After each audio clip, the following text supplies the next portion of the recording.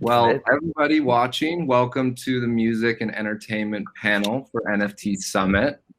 NFTs have taken the recording industry by storm in the recent months. I think it's a very exciting time to be a creator and to unlock new ways of interacting with your community. Thrilled to have on the panel three individuals with very different perspectives and careers. We have Matt Medved from NFT Now.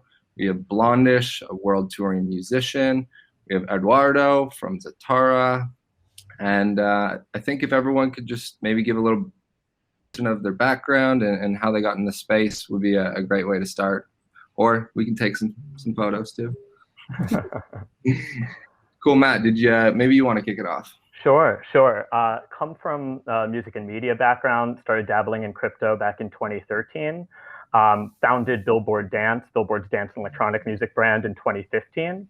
And when the water started rising in the crypto markets in 16, 17, was friends with a lot of DJs, guys like Blau, RAC, who, sort of got me to the intersection of music and blockchain. Did a bunch of panels down South by and Consensus Ethereal.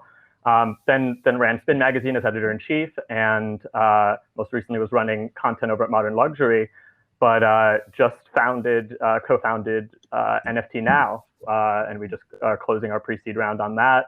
Basically, first dedicated NFT media company, leveraging Web3 to do news, curation, analysis on the space. So very excited to be here talking about this subject because it's dear to my heart, and great to be with all of you. Awesome. Very cool. Eduardo, did you want to tell us a little bit about yourself and your background? Yeah, right on. So my background is basically music. I've been in the music industry for close to 10 years now. Most of that just in and out of music royalties companies. So I come from I started more of a boring music background, if you will, but I actually got exposed to NFTs in the crypto space last year working for the deadmau5 team. And it's been absolutely fascinating, especially having worked at majors and dealing with royalties and payments in the entertainment industry, which can always be a hassle. And finding out about smart contracts and in theory how they could work and how they could revolutionize music. So, obviously taking that beyond what we've seen NFTs to this point, I would say. So yeah, just really excited about it and stoked to be here. Agree. I think there's a lot of potential past just the collectibles and stuff that we're seeing now with the royalties and content rights and such. Blondish, did you want to tell us a little bit about yourself and how you first got involved in blockchain and crypto? Yeah, for sure, guys. I'm Blondish. I guess I'm known as a DJ, producer traditionally. But recently, I've been playing around the world and stuff. But recently I realized that music is just a vehicle for me. It's one of my passions to just bring humans happiness and abundance, because I'm living that right now. I've put a lot of work into that, and I want to bring more tools to accelerate to that. And I feel that blockchain and crypto have a lot of those answers. And also NFTs in particular open up this whole other dimension to the music process, because music exists in all of us, right? It's a resonant frequency. It actually exists in everything in this universe, even outside the scope of our five senses. So when I kind of realized that, I was like, fuck, my passion is endless and I should use it to connect with everyone. So that's why we're kind of here and talking about all this stuff, because there's a lot of power in it to accelerate this movement. I got in blockchain in 2017. I had a friend who was in Barcelona. He actually taught me everything. When you first start out with all that stuff, you need someone to just bring you through the process. But I have a computer science background. I'm majored in that in university. So I was finally able to pair that together with my music life. But now is the perfect time for that. Very cool. And you have a big drop coming out tomorrow, don't you? Yeah, dude. Oh, so many emotions, because it's the first time a physical event is happening with a digital marketplace launch as well. And it's all here during like this craziness of the new Art Basel music conference and everything here in Miami. I'm launching my Chakratastic NFT series. And it's basically just, it's another tool to get a subset of my community and my fans to bring them along this journey to a happy world. That's all. Very cool.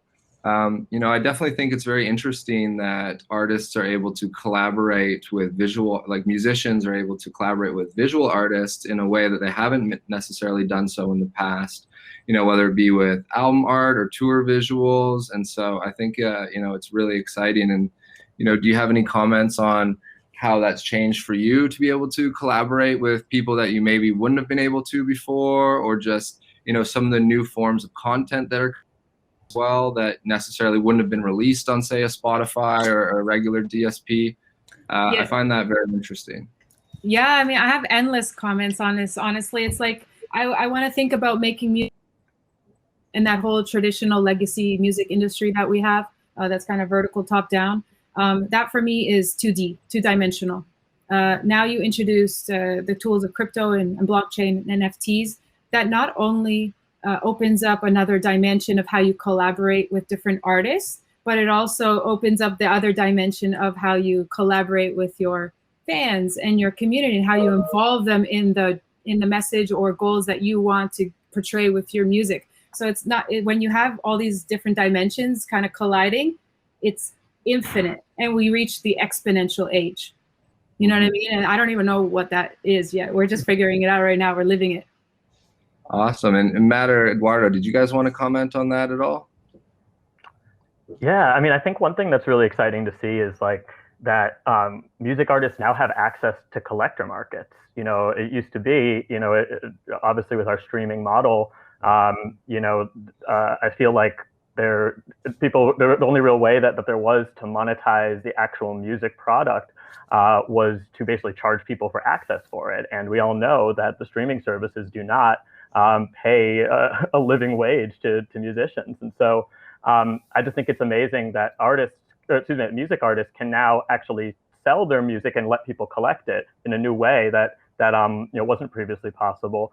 I also think it's exciting from a creative perspective. I think NFTs offer musicians a new creative canvas. I know as a DJ producer myself, I remember thinking about if I wanted to release a track, I'd need to think about, all right, how's this going to work for a streaming service? Is a DJ going to be able to play it? Can they do I need 2 breaks and 2 builds?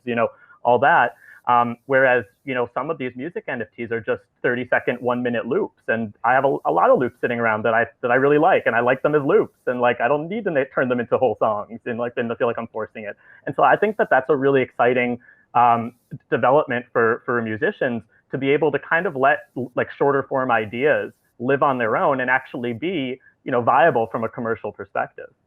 No, I agree. I think it's really exciting that artists don't have to fit that format of, I need to put a song that's going to do well on a playlist, and this is how I need to succeed. You can put out, like you said, whether it's a clip or, collaboration that's on different platforms and in different forms. One thing I think is really exciting is the Metaverse, and how developing and touring acts are going to be able to use that to communicate with your fans. Eduardo, did you have any comments or any thoughts on which way the Metaverse is? Any exciting projects that you've seen inside it? Yeah, I mean, absolutely. I think I got exposed to a few different pitches last year in regards to Metaverse and what's going on there. And I think what got us really excited working with different artists and whatnot in the music space was how I guess the blockchain technology and not just selling a supplemental package along with whatever you're doing live, or maybe even something like you could let fans in on sessions and things like that. It's my focus was always tech and gaming side when it came to brand partnerships for the artists that I worked for. So being able to leverage all of those elements, and especially bringing in gaming and blockchain technology, which I think is the most exciting part for me personally.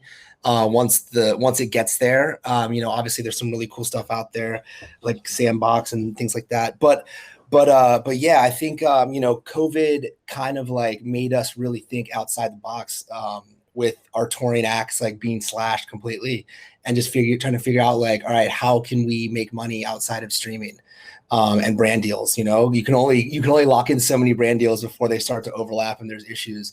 So you know, the way that things are headed in that direction is pretty exciting. I'm hoping that, like, you know, well, I do know that there's some big partnerships that have been announced, you know, lately with some of the metaverse offerings out there as well. So I think overall, yeah, hopefully more and more artists will start to lean that way. I mean, we'll probably talk about this a little bit later, but, you know, it's the education, which I think a lot of the fans really need right now. Not all the fan bases are super tech savvy, right? So like when working for, what's it called? You know, the last 2.5 years for, let's say a Mousetrap type of fan base, we were really like able to tap into a tech savvy group. But now working with other artists and things like that in this space, like almost like 90% of it has been education. What are NFTs? How do they work, et cetera? So I think once we move into, you know, educating them on how the metaverse works and all that stuff, hopefully it'll translate into, like, you know, a completely new vertical, business vertical for other artists. Right. Yeah, I think it was really cool when you saw Marshmello and Travis Scott do it in Fortnite, where that was more controlled. They had to work with the developers and the teams.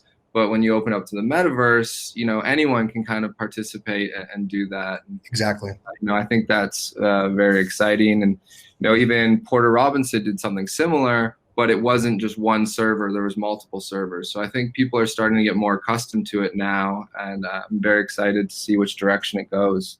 Blondish, did you have any plans to do anything in the metaverse, or any thoughts on it overall and how artists can be using it? Sure, Michael. Yeah, we're working on some stuff with Sandbox to Decentraland right now, and basically, you know, we only have in this reality, in this physical reality, we have the constraints of space, right? In 24 hours a day, I don't have enough time to you know, have a nonprofit for Bye Bye Plastic. We try to get rid of single-use plastic in the music industry, but I'm also an artist, and I also have an Abracadabra brand, so party brand. So I don't have enough time in the day to reach my goals in the physical reality. So I'm using the metaverse and these different rabbit holes and these different worlds that are opening up to, like, create these virtual characters that kind of represents my values and my ethos, that actually my fans can own, like not my fans, my community, that we can all own together, and we can make decisions together, and we can push that education forward in an exponential way, because there's different metaverses. And that way, you know, that's my way of trying to accelerate to our goals, and using this new tech to do that. So Very it kind cool. of all combines to get all, you know, metaverse, NFTs, get, you know, happy world. That's kind of how I'm using the metaverse right now. Right. Yeah, I think the live performances are definitely very interesting, as well. Communities and the ability to just create an environment that people can interact with. Instead of coming to a two-dimensional website, they can come into your world and then actually use some of these NFTs that they bought, whether it's a song and now they're able to play it in this spot, or whether it's a piece of art and they can display it. Matt, question for you. Beyond collectibles and kind of within, you know, this train of thought, what other opportunities do you see NFTs being able to unlock, or what utilities do you see them being able to provide to communities for different artists? Yeah, I think we've only scratched the surface of the potential there. You know, I think digital music assets, like integration with live events, obviously like access for super fans and communities we touched on, I think is a huge area of opportunity for artists to really like use NFTs as a means of sort of creating and nurturing a lasting connection with their community and their fans. I always say that, like, your NFT drop is the beginning of a journey, not the end. You know what I mean? It's like if you're thinking about it from the long term, you're creating an incredible bond there. You know, I think that the idea of being able to fractionalize ownership and have like sort of a revolution like ownership of music rights in NFTs is really interesting to me. There's obviously, you know, the opportunity to give fans and sort of investors an opportunity to actually participate in the upside of music releases. I know that Blau, among others, are working on some projects related to that. I think that's super exciting. And then just, I think one thing that, now that the world is opening up again, and we've spent so much time connecting online, and now that real life events and festivals and music shows are coming back, I think figuring out interoperability with those events and how NFTs can create amazing opportunities for fans in the music space. One thing that I think is kind of interesting is, my dad actually is a huge music fan and grew up collecting. I grew up with my dad collecting Beatles memorabilia, and saw all that. So the idea of music memorabilia is very makes a lot of sense to me. But one thing I noticed about that market is that the music collectibles that tend to gain the most in value, according to the market, are the ones that are from older acts that are no longer active. And so I think a way to have a really immediate value proposition to active and contemporary musicians, really, it's I think the opportunity is to double down on fandom and really cater to the super fans and to the fans that are, the ones that are looking to buy the tickets, the ones that are looking to buy the merch, the ones that are looking to support, versus, the speculators who just see it as an opportunity for a flip. Yeah.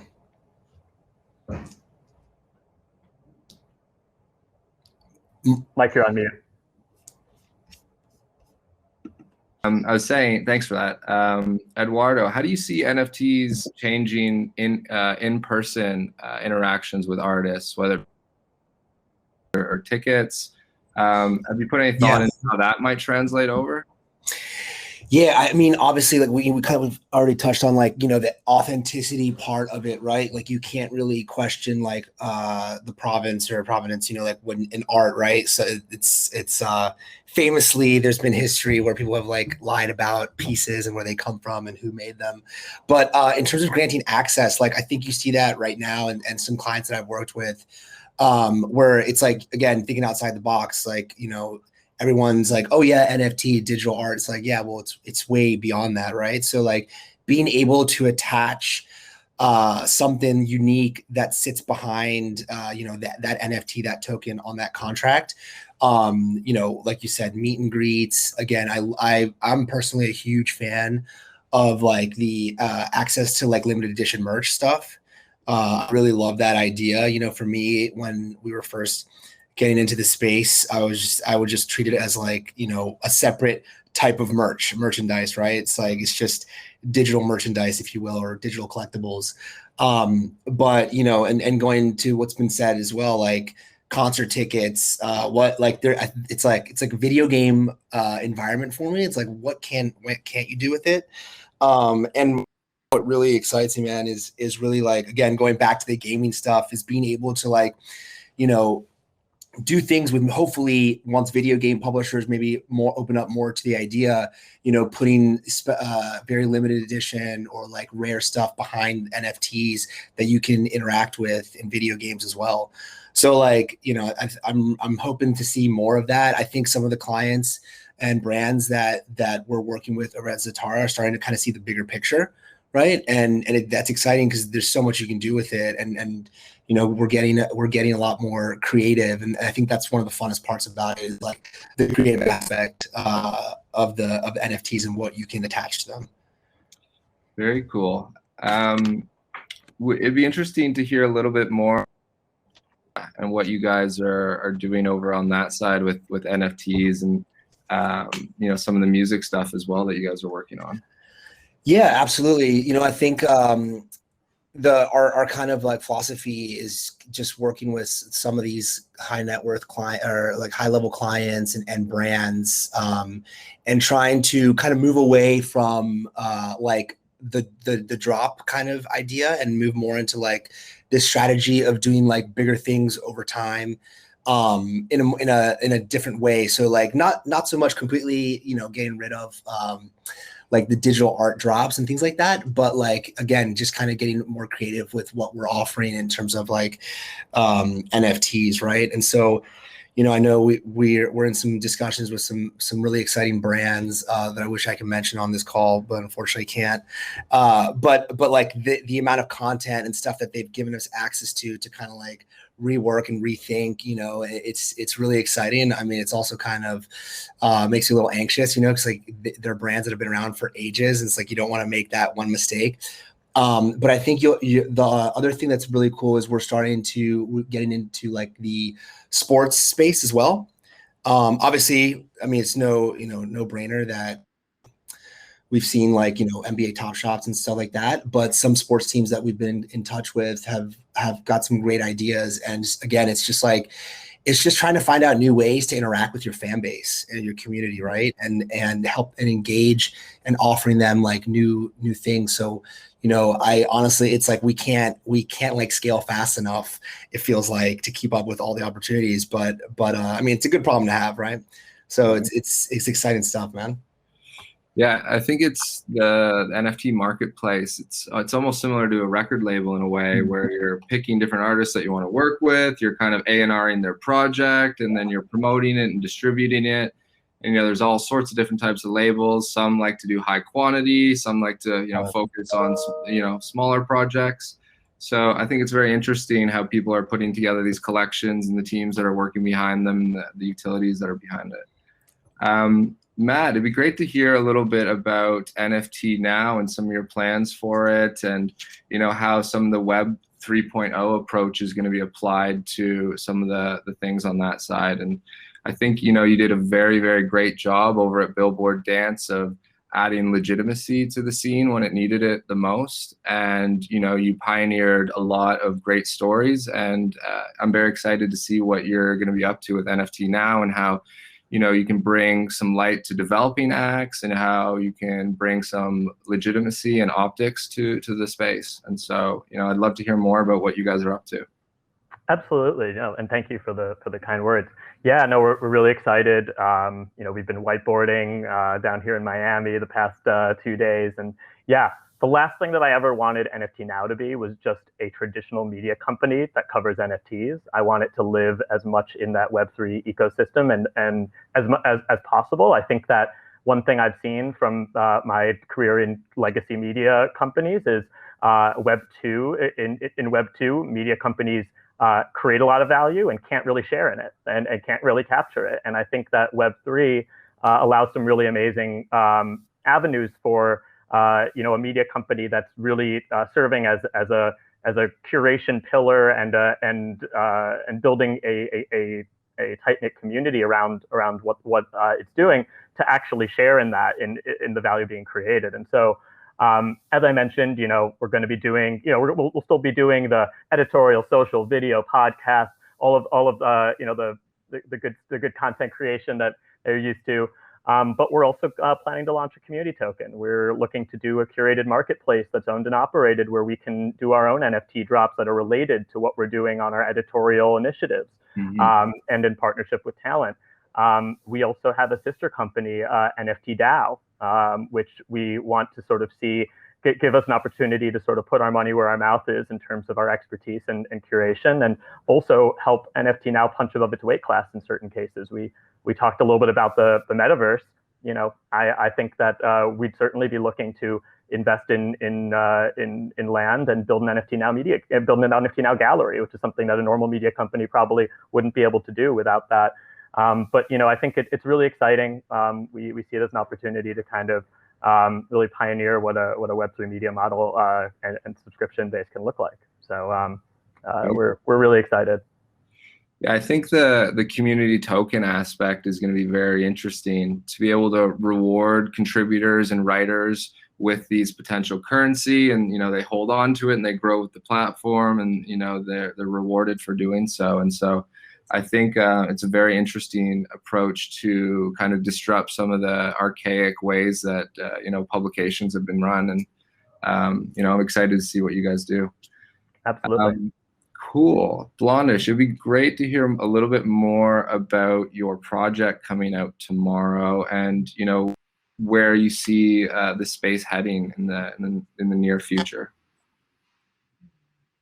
Yeah, sure. So I mean, the past like 6 months, there's been a lot of digital art marketplaces happening, a lot of drops, and we had the opportunity here in Miami during Miami. I was supposed to release my drop, Chakratastic, a month ago, but somehow stars aligned and everything that I was able to do it during Miami Crypto Week, And I'm so blessed to be doing it then, because I get to release it on a blockchain that is proof of stake, which uses incredibly less energy, so it's in line with all my kind of values. And I'm able to do it in a physical space. And I'm able to connect the a physical event, which is pre-COVID kind of vibes, an art exhibition per se that I'm doing. It's a full installation that I'm doing with Marcel Katz from Artplug. So it's not just viewing it on a TV. You actually experience each piece, like each piece of each chakra. Sorry, there's 7 chakras. Each of those has its own piece, and then actually the top auction will win all of those 7 pieces, which have all music in 432, and they will unlock an 8th piece.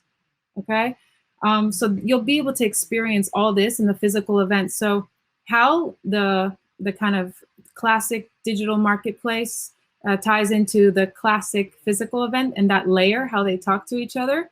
There's so much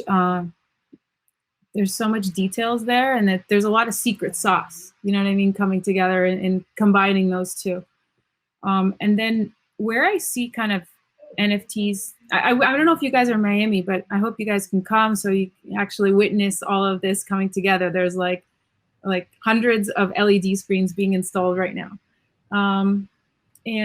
So where do I see NFTs going? I mean, I think there's this sweet spot between the power of NFTs and incorporating your community in the journey with social tokens, where you reward anyone in the ecosystem that gives value with blockchain, obviously, where there's a secret sauce there, where I actually see that money is not even a thing anymore, because each ecosystem will be its own token, its own value, and it's interoperable between every other ecosystem in the entire world.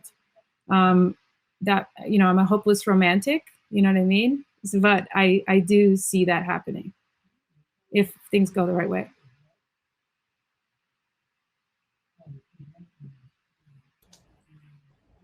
Mike, I'll mute. Good. I'm seeing a question from the crowd here. Lisa is asking, what platform is it going to be live on? Oh. Yeah, sure. So it's launching on, did they announce it? Yeah, they announced it today. So basically it's going to be on Solana, which is and I also call Solana proof of love kind of blockchain. And so basically it's going to be launching on their new open source framework called Metaplex, which is like a Shopify for NFT platforms, marketplaces. They give you all the tech and the code, and they make it easy so you can just make your own. So it takes out that kind of that intermediary. Mm-hmm. And it solves so many layer 1 Ethereum solutions, pain points, I mean. So it'll be launching on ono.org. Can I say it? I don't know. I'm not sure what I can say, but it'll be on Solana, and Metaplex is the tech underneath, and it'll be launching tomorrow. So it'll be on my Instagram and Twitter, and it'll be live. I'm going to actually be doing the live auction. The event will be live on Twitch as well, on Abracadabra. So I'll be mic'd up.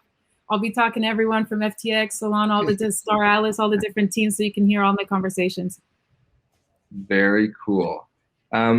Do you have any advice for musicians or artists who are looking to start in the space, from kind of a entry-level position or understanding? Do you have any advice that you'd be passing on to some of these aspiring artists? Yeah, 100%. I get this question every single day, and what I learned is you got to be a part of the community. You got to walk the talk. Like I just became obsessed, with how to bring value to my community during COVID, and also then when got back into crypto after the bear market, and Eminate's great. But basically, you got to be a part of the community, and then you just ask everyone, like who's into NFTs, who's into crypto, and then you just start kind of gravitating towards them naturally, and you learn. I watched YouTube all day long during COVID. I was just learning. I become a student, crazy student, obsessed, and I ask everyone in my network, you know, just to start being a part of it. Hang out in Discords, hang out in Telegram groups. There's a lot of that are, you know, overlapping, like, you know, we're Chads together. I was only that because I met Trevor Skeet in Costa Rica because my girlfriend was like, my girlfriend's obsessed with NFTs, you know? Right. So it's just being super involved in the community, and that gives you legitimacy because you're invested with your time. Right. Yeah. Shout out CT6 for sure. It's a great group. Eduardo, same question. Do you have any advice for doesn't even need to be the artists themselves. It could be the teams that are surrounded, how to navigate it with the long-term vision in mind, rather than just splash in the pan kind of thing. Yeah, I mean, to echo Blondish, it's the community 100%, right? Like the tradition, when you go into music traditionally, like it's hard to break into the community, if you will, right? And especially you want to go like climb up the ladder and get in those bigger, harder sessions with writers and producers. You know, like there's not as much support, unfortunately, right? And everybody kind of goes through that where you know, Emanate, for example, who actually got me into NFTs, they had like seen what they've built over there, and like it's very community driven, and the support and like what they provide in terms of access, and like, again, going back to like the team is just as important as the creative, right? So like if, you know, a team can make or break that release, obviously there's some clients that are absolutely like, you know, next level creatives, and that's like the less than 1%, in my opinion. But yeah, you know, you have access to a community of people who are all like-minded, and like I think that's one of the really cool things about the blockchain space, which I saw on the Emanate, you know, platform, was people collaborating with each other, you know, and it's like I'm pretty sure we've discovered some artists while I was at Mousetrap that we signed off that platform too, right? So like it's quality too, right? And everyone's helping one another, and I think that's really important, you know. Like one of the things I always say, it's like music is only like it's important to have a bunch of people in a room, you know, like doing sessions on Zoom.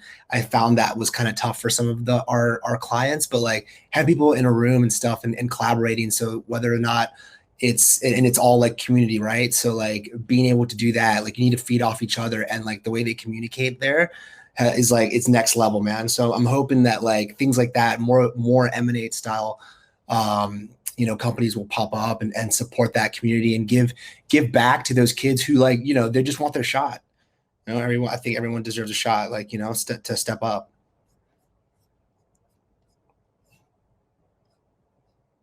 Question for you. Do you recommend NFTs for a certain size artist? Do you need to be with a large community, or can you be kind of and get involved in the NFT space? Is there certain barriers of entry that you think might be considered, or anything like that? No, I think if anything, NFTs and Web3 make good on the initial promise of the internet, which, you know, if you're familiar with like Kevin Kelly and his writing about about how you only really need 1,000 true fans as an artist or as a creative. The idea is that you only need 1,000 true fans to make a living as a creative, whether it's an artist or a musician or the like. You know, and when I say true fans, I mean people who are going to buy your merchandise, buy the tickets to the shows, show up, buy the NFTs, etc. And the issue is that in Web 2, you have all these centralized social media companies that got in the way of that and put ads and algorithms and made it really tough for artists and creatives to reach their fans. So you could have, you know, unfortunately in the Web 2 model, you did need a big fan base to be able to activate it at scale because of, you know, or have the resources to be able to pay to reach your fans. I think the exciting thing about NFTs is that all you need is a core community of people who support you and are willing to put their money where their mouth is. And so I think if anything, NFTs have empowered artists who don't necessarily have huge fan bases, who aren't even necessarily looking for mainstream crossover, but are cultivating communities around what their art form is, what they're offering, being able to stay true to their own artistic ethos.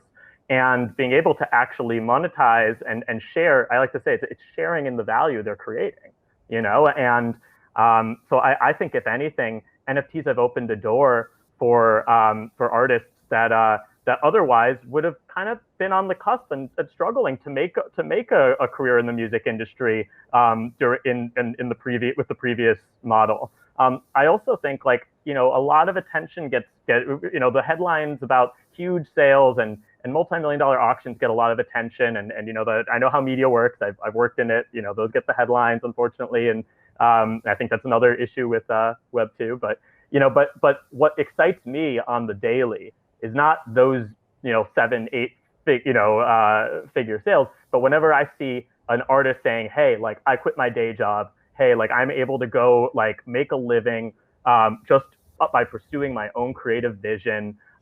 You know, these artists aren't necessarily, you know, they aren't necessarily making millions, but they're making life-changing money in the sense that it's enabled them to stop doing client work or to quit the day job and just be able to focus on their own artistry. And in order to do that, you don't need millions of fans. And I think NFTs are proving that day in, day out. And I think we're going to see a lot of empowerment we've been seeing it in the digital art space. I think we're starting to see it in the music space. Photography is going to be a huge area. I'm super excited about how creatives are going to be empowered without needing the millions at scale that Web 2 kind of forced you to, because, you know, you had all these middlemen stealing the value. Right. I think we're getting close to our end time here. I feel like we could go on for a while, and you know, I also think how, you know, COVID and the pandemic played a part in all this and accelerated a lot of this tech growth, where, you know, people didn't want to go back to the 9-to-5 jobs, or, you know, people had an opportunity to sit at home all day, or people needed to go be part of communities because they were no longer interacting with people in real life, and, you know, what became of all that. Does anyone else have any closing remarks they want to before we got to wrap up here? Sure. Go ahead. My closing remark is that I think a lot of actually touring acts are, you know, thinking differently now because of you know, we were in that mouse wheel of touring as our main source of income. At least a lot of DJs I know Dead Mouse what was thinking always ahead like that, but I think it made us rethink, like, you know, our mental state was getting out of whack, you know what I mean? So now we have other opportunities to, you know, find different revenue streams and have our music live in different worlds. And that's the exciting part, you know, and I can't wait for my hologram to be able to go to gigs for me. You know what I mean? Motion capture, 3D body, you know, mass. And I'm excited for that, so I can have some babies. Right. And or even like being able to do that in someone's home, you know, when you used to have to go to the cinema to watch a movie, well, now you can just do it on your big screen at home, and, well, I don't have to go to a concert anymore. I have, you know, 3D Blondish performing for me here. Yeah, or send them the hologram. After Yeah. Miami Crypto Weekend, we're working on that hologram box thing. Well, I'm definitely excited to see your drop tomorrow, and I will most certainly be at your events this week as well. Same. Eduardo, do you have any last things that you wanted to say before we sign off here? Yeah, kind of, again, just like reiterating the excitement on the tech, right, and where it's headed. And like, again, you know, it's not the sexiest part of the industry, but like the music, the royalties aspect of it, you know, like it's absolutely huge. People, you know, people don't understand all the stuff that goes on behind the scenes, and like, and being able to figure out a system or DSPs or publishers that like you no longer need to chase down for payments, and it's all almost like automatic in a sense.